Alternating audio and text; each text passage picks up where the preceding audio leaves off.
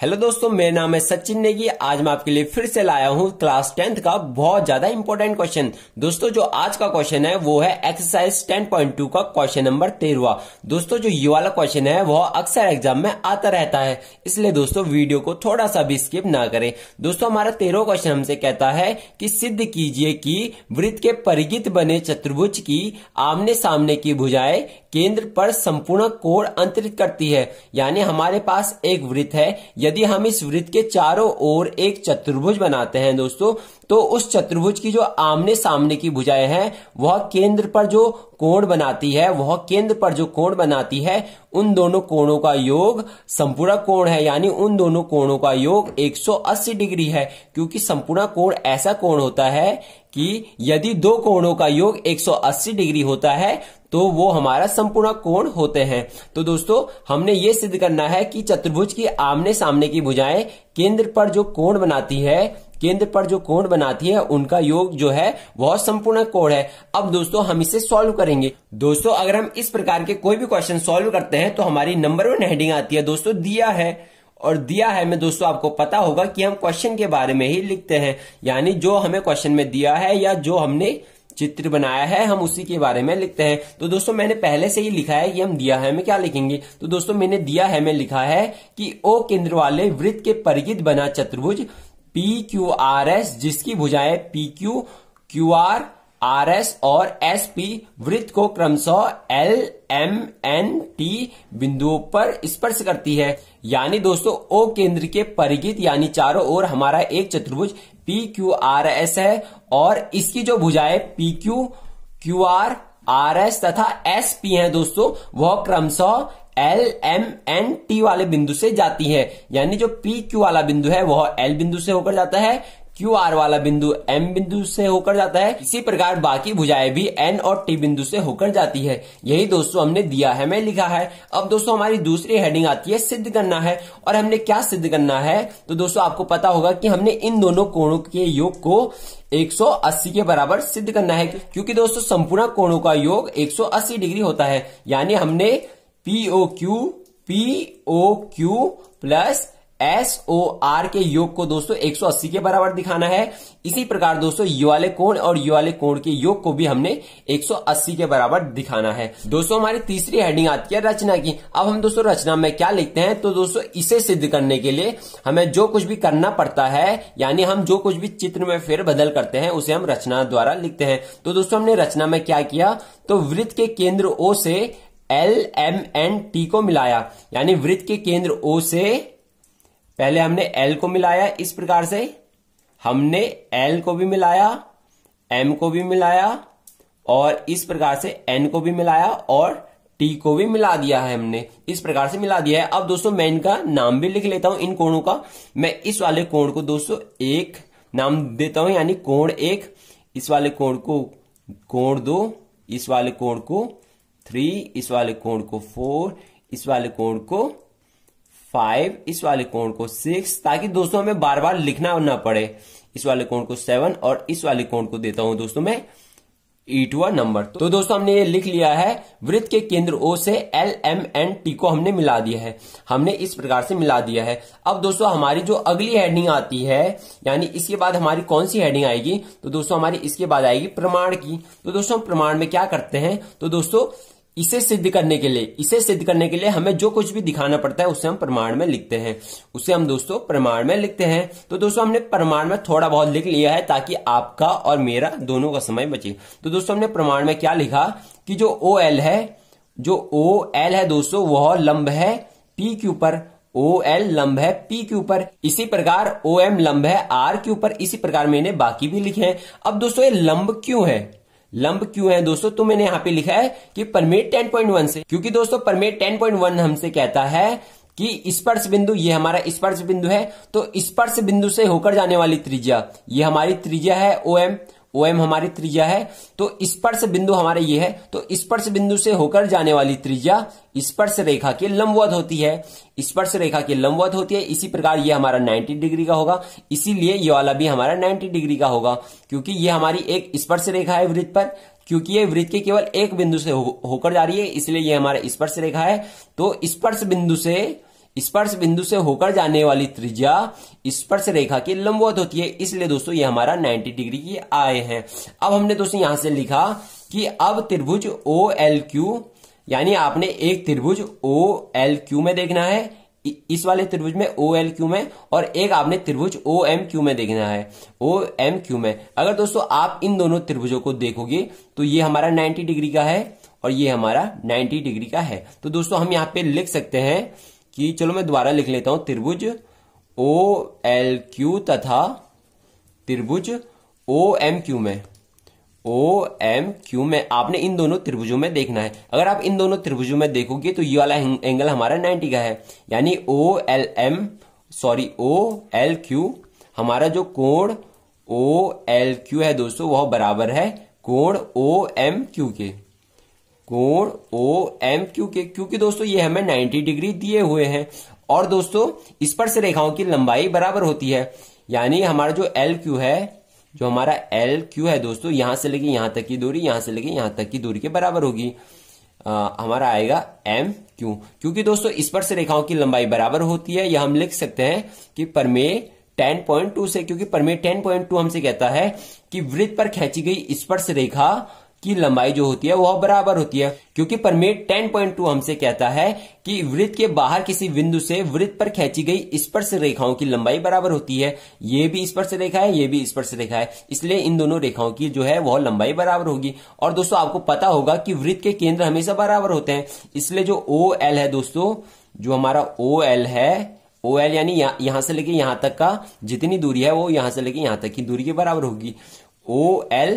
OL बराबर होगा OM के, बराबर होगा OM के। इसलिए दोस्तों ये दोनों त्रिभुज जो है वह सर्वांगसम होंगे, इसलिए हम लिख सकते हैं कि त्रिभुज OLQ,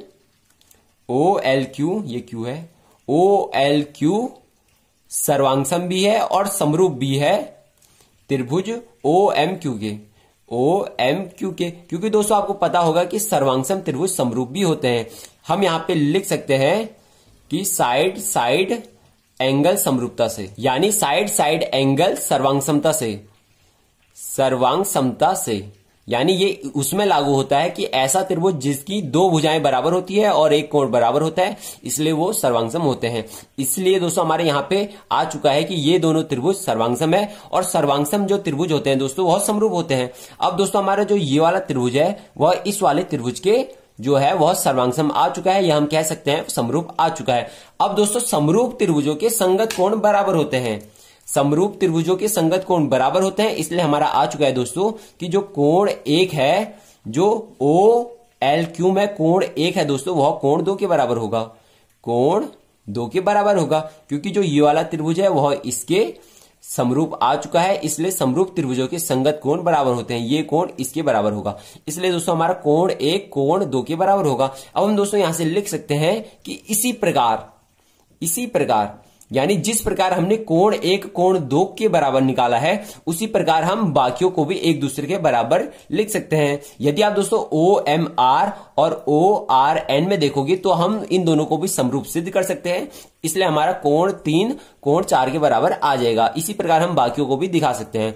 तो मैंने यहां पे डायरेक्ट लिख लिया है कि इसी प्रकार जिस प्रकार हमने इसे निकाला है उसी प्रकार हम कोण 3 को दिखा सकते हैं कोण 4 के बराबर, और इसी प्रकार दोस्तों हम जो कोण 5 है, कोण 5 को बराबर दिखा सकते हैं कोण 6 के, और इसी प्रकार कोण 7 को हम दिखा सकते हैं बराबर कोण 8 के, जैसे हमने कोण 1 को कोण 2 के बराबर दिखा दिया है। अब दोस्तों आपको पता होगा कि यदि हम इन सभी को जोड़ेंगे, यानी हमने कोण 1 प्लस कोण 2 प्लस कोण 3 प्लस कोण 4 प्लस कोण 5 प्लस कोण 6 प्लस कोण 7 प्लस कोण 8, यानी हमने इन सभी को जोड़ना है, तो इन सभी का योग कितना आएगा, तो इन सभी का योग आएगा दोस्तों 360 डिग्री। इन सभी का योग 360 आएगा, क्योंकि वृत्त के चारों ओर बने कोणों का जो योग होता है वह 360 डिग्री होता है। अब दोस्तों हमें क्या चाहिए, तो पहले मैं जो ये वाला एंगल है और इस वाले एंगल के योग को मैं 180 के बराबर दिखा दूंगा, यानी जैसे हमने दोस्तों इसे सिद्ध करना है, यानी हमने इन दोनों को सिद्ध करना है, POQ POQ प्लस SOR।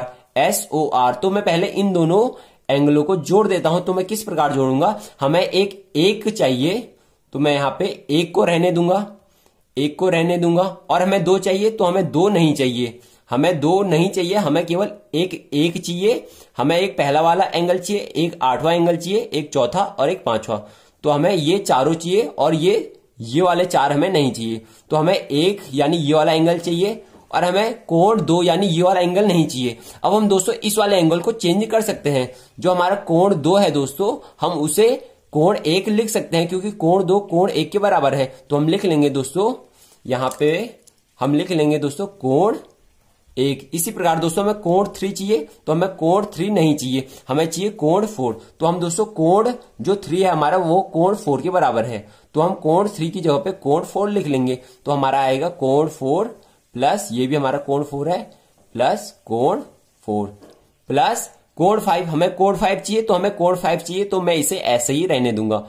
कोण 5 हमें चाहिए प्लस कोण 6। हमें कोण 6 चाहिए तो हमें कोण 6 नहीं चाहिए, तो मैं कोण 6 को चेंज कर दूंगा। तो कोण 6 हमारा कोण 5 के बराबर है। तो कोण 6 की जगह पे हमारा कोण 5 आ जाएगा।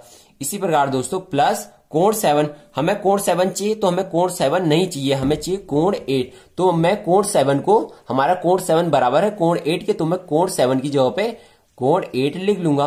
प्लस हमारा कोण 8 है ही, इक्वल टू दोस्तों 360। अब दोस्तों आपका यहां से आंसर 99% सॉल्व हो चुका है। यानी दोस्तों जो ये वाला 2 है उसकी जगह पे ये वाला 1 आ चुका है। इसी प्रकार ये 3 4 में बदल चुका है। इसी प्रकार जो ये 6 है दोस्तों वो 5 में बदल चुका है।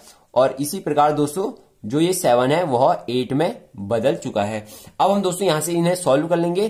तो दोस्तों अगर आप यहां पे देखोगे तो हम यहां से लिख सकते हैं कि 2 कोण A, हमारे पास 2 कोण 1 हैं और इसी प्रकार 2 कोण 4 हैं। यानी इन दोनों को जोड़ेंगे तो हमारा ये आएगा। तो इसी प्रकार 2 कोण 5 आएगा, इसी प्रकार 2 कोण 8 आएगा, इक्वल टू 360। अब दोस्तों इन सभी में 2 कॉमन है तो हम 2 को बाहर निकाल लेंगे और हमारा अंदर बचेगा कोण 1 प्लस कोण 4 प्लस कोण 5 प्लस कोण 8, क्योंकि दोस्तों हमने 2 को कॉमन निकाल लिया है। अब दोस्तों ये 2 दूसरी साइड जाएगा तो भागा में चले जाएगा। भागा में जाके दोस्तों हमारे यहां पे आएगा 180। तो मैं यहां पे दोस्तों लिख लेता हूं कि कोण 1 प्लस कोण 4 प्लस कोण 5 प्लस कोण 8 इक्वल टू 180। अब दोस्तों आप यहां पे देखोगे तो यदि हम कोण 1 में कोण 8 जोड़ेंगे, यानी हमने इसमें दोस्तों, यानी अगर हम इसमें इसे जोड़ेंगे तो हमारा क्या आएगा, तो हमारा आएगा POQ। कोण 1 और कोण 8 को जोड़ के कोण 1 में कोण 8 जोड़ेंगे तो हमारे पास ये पूरा आएगा। तो मैं इसे लिख लेता हूं, हमारे पास आएगा कोण POQ, हमारे पास आएगा कोण POQ। अब हमारे दोस्तों ये 2 बचे। अगर मैं कोण 4 में कोण 5 जोड़ूंगा, अगर मैं कोण 4 में कोण 5 जोड़ूंगा तो मेरे पास ये पूरा आएगा। तो मैं इसे लिख लेता हूं कोण SOR, कोण SOR इक्वल टू है दोस्तों 180। ये दोस्तों हमारा आ चुका है और हमने इसका आधा पार्ट सॉल्व कर दिया है, यानी हमने ये वाला हिस्सा सॉल्व कर दिया है। अब हम दोस्तों इसी प्रकार इसे भी सॉल्व कर सकते हैं, पर दोस्तों हम इसे आसानी से कैसे सॉल्व कर सकते हैं, तो दोस्तों हम यहां से लिखेंगे, हम यहां से इन सबको जोड़ देंगे। यानी अगर आप दोस्तों SOR में, यानी आप ऐसा लिख सकते हो कि कोण SOR, यानी आपने इस वाले कोण में, आपने SOR में जोड़ना है ROQ, कोण ROQ। इसी प्रकार इसमें जोड़ना है QOP, कोण QOP, कोण QOP। अब हमारा लास्ट ये बचा, अब इसे भी जोड़ लेंगे। फिर प्लस कोण POS, कोण POS। तो दोस्तों इनका योग कितना होगा, तो इनका योग होगा दोस्तों 360, क्योंकि दोस्तों वृत्त के केंद्र के चारों ओर बने कोणों का योग 360 होता है। तो पहले हमने इसे लिया, फिर बाद में इसे लिया, फिर बाद में इस वाले कोण को लिया, फिर लास्ट में इस वाले कोण को लिया। तो इन सभी का योग होगा हमारा 360। अब दोस्तों यदि हम इसमें यानी SOR में POQ जोड़ते हैं, यानी हमारा POQ कहां पे है, तो हमारा POQ ये है, ये हमारा P वाला बिंदु है, ये हमारा दोस्तों P वाला था, क्योंकि पहले हमने इसे लिखा था SOR को, फिर हमने ROQ को लिखा था, फिर हमने QOP को लिखा था, तो ये वाला बिंदु हमारा P है। अगर दोस्तों हम SOR में यानी अगर हम SOR प्लस इसे जोड़ेंगे, यदि हम इन दोनों को जोड़ेंगे तो हमारा क्या आएगा, 180 आएगा, क्योंकि हमारे पहले ही आ चुका है कि इन दोनों को जोड़ के हमारा 180 आ रहा है। तो दोस्तों हम इन दोनों की योग की जगह पे 180 लिख लेंगे और हमारा यहां बचेगा प्लस कोण ROQ